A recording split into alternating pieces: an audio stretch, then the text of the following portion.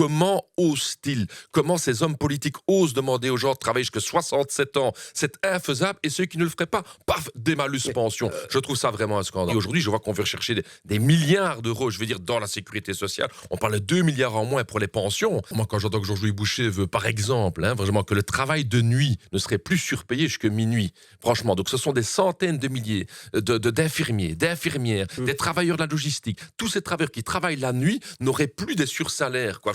Donc c'est vraiment un plan qui est complètement contre les travailleurs. Pour moi, c'est de la violence sociale. Ouais. C'est de la violence sociale. Pendant la campagne électorale, Jean-Louis Boucher va dire qu'il veut sauver le pouvoir d'achat des travailleurs. Et qu'est-ce qu'on lit dans les plans? Un blocage salarial jusqu'à 2027.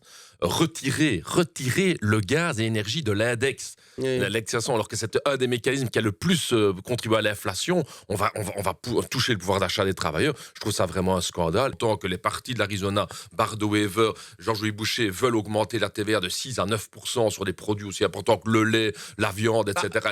Le MR a dit qu'il était con. Le MR est le parti de la TVA. Le MR est le parti qui a fait passer la TVA sur l'énergie de 6 à 21%. Oui, mais là, ils ont dit temps mort parce qu'ils étaient ça, cons. c'est de la com avant le 13 octobre. Et les gens ne sont pas dupes. Vous ne croyez rien. Mais rien comme ça, Thomas. Qu'est-ce que vous voyez? Et donc, moi, je dis que l'argent, il faut aller chercher où il est. Pas dans la TVA, mais il faut aller chercher l'argent dans une taxation des grosses fortunes, parce que c'est là qu'il faut aller chercher l'argent. Écoutez, moi, je trouve qu'il faut une vraie taxation des grosses fortunes, quoi. 7 à 8 milliards d'euros. Mais non, mais franchement, c'est du rikiki. Et même ce rikiki, Jean-Louis Boucher n'en voulait pas. Bon.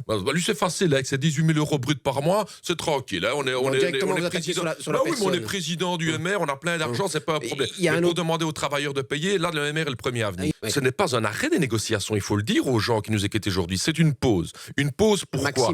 Parce que Maxime Prévost et parce que M. Boucher se sont dit, ouf, avant les élections communales, on ne va pas faire passer toutes ces mesures antisociales. Ça, c'est de la politique fiction. Il n'y a rien qui permet de fonder, de dire ça. Moi, je vous dis, c'est une petite pause. Le 14 octobre matin, ils reprennent et ils nous font passer tout ça. Et c'est pour ça que les gens ont l'occasion, le 13 octobre, de sanctionner ce type de politique hypocrite en votant pour des partis de gauche comme le PTB.